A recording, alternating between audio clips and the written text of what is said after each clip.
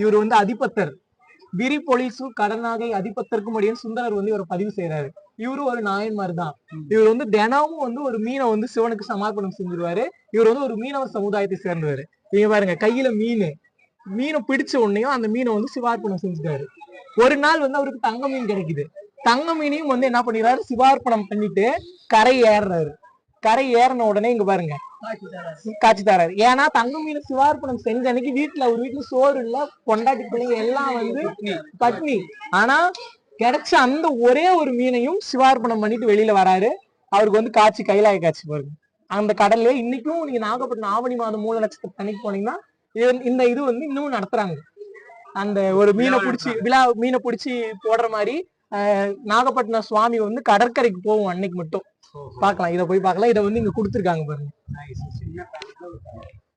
பாத்தீங்கன்னா வந்து இவர் பூசலார் நாயனாருடைய புராணம். இந்த இது ஃபுல்லா ஹோல் பூசலார் நாயனாருடைய புராணம்.